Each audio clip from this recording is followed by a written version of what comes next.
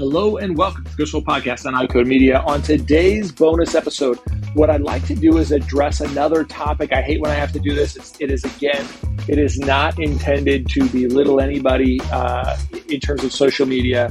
I think it's just better for us to have these more in-depth conversations here where I can articulate a number of points quickly than one-liner replies on social media. I just think that doesn't add to the complexity of the types of things we're trying to address within iCode as effectively. So there was a post on social media, and I'm not sure where this came up or what this misunderstanding occurred, but that post was asking, hey, I just got an email that said anytime, quote, anytime you have a patient that qualifies for a major elective surgery, even if they don't want to get that surgery, you can bill a 99204, 99214. So again, I'm not sure where this came from, but wherever it came from, whatever email this person saw, I think this is an oversimplification and a misunderstanding or a misrepresentation of what is specifically stated in the American Medical Association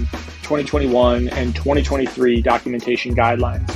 So in any event, I think the bottom line here, as always, is documentation is key in order for you to correctly apply those guidelines. So you can't just think that somebody's going to be able to know what you did if you don't document appropriately. You all know that, but I think it's important in this case. So I'll also remind you that oftentimes I see people putting this kind of stuff out, whether it's social media or other publications, and the entire intent is to generate more revenue. This pays more than that, so do this. Or that is going to generate more revenue than this, so we're going to do that. That's not really the ultimate purpose of our codes. And that's definitely not the ultimate purpose of iCode. And what we want to do is help optometric practices understand their services and apply coding correctly so that you can remove barriers to take the best care of the patients that are in your chair. 2, I want to make sure that you're ensuring compliance. So you're safe, you're comfortable, you know that if somebody were to look at your chart, you'd be happy, you'd be safe, and you wouldn't have to pay back money that you are already paid. We want to reduce coding errors. And then the last thing we want to do, obviously, I'm not trying to flip this the other way, but the last thing is when you do all those things, you will then reap the benefits of optimized revenue. You'll improve your revenue because you've done the right things. You're not just improving your revenue and then doing everything else afterwards. So I think that's the order that I want you to think about this. I know most of you think about it that way. That's how we think about it.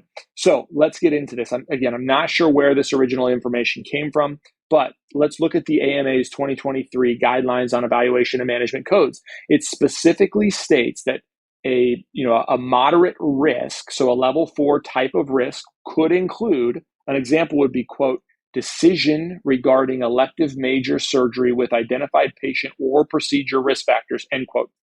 So a few key points about this is that it does not say, quote, qualifies for. That's what this post said, is qualifies for. So the AMA guidance doesn't say qualifies for. It also doesn't say quote, decision to have surgery. It states decision regarding, which actually could mean the decision to proceed with surgery or to not proceed with surgery. So I think as far as this post is implying, I think that is sort of true, but it doesn't say qualifies. That's not the wording that is used. And then it does, the AMA states elective major surgery. So we'll unpack that later on in this episode. And then it also states, quote, identified patient or procedure risk factors. So again, I think this, even in a well-intentioned statement, this didn't unpack this idea of risk factors. So a major surgery in a patient who doesn't have additional risk factors, or a procedure that doesn't carry risk factors, identified risk factors, is probably an oversimplification. So let's think about what it means from a standpoint of documentation related to a, quote, decision. And I think probably the most common scenario in our practices would be a patient who has cataracts. So patient comes in, comprehensive eye exam, they've got cataracts, and the documentation, if you're going to use this idea of decision for surgery, then your documentation probably should say something like, discussed options and risks associated with cataract surgery. Patient acknowledges understanding, and we decided to proceed with surgical treatment. That could be much more defensible than patient doesn't want treatment, or patient send patient to cataract surgeon for surgery, right? Like, that's going to be a lot more descriptive of what you're doing. The other way to switch this the other way would be, or, quote, discussed options and risks associated with cataract surgery. Patient acknowledges understanding, and we decided to delay surgical intervention. So you can see how the wording in your statements articulates the complexity and the nuance of what you educated the patient on, and the risk associated with some of those procedures, and why you may or may not have recommended or decided to proceed with one of those procedures. Then this sort of brings up the idea of, well, what is major surgery? And a common misnomer is it's just purely based on global days. So obviously global days from a billing coding standpoint are really important, but in terms of defining procedures that are global, or that are major, the AMA specifically is silent, and they do not want it tied directly to the global postoperative period. So what they say essentially is that global days may be an indicator of severity or major versus minor surgery, but not the only indicator. They also talk about procedures done in office under local or topical anesthesia are likely minor.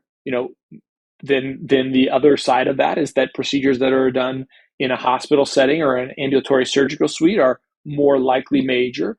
Procedures that are done under general anesthesia are more likely major procedures. So I think those are the kinds of things to tease it out. I think the bottom line is here, do we think about cataract surgery as a major or minor procedure? I think by all of these accounts, right? So obviously global days may be an indicator. Our global days there are 90. That would be a major type of global. It also kind of aligns that we're not just using local or topical anesthesia. Sometimes we're using blocks. Sometimes we're using oral anesthesia in order to do it. Maybe it's not a complete, general anesthesia, but it's sort of a twilight anesthesia.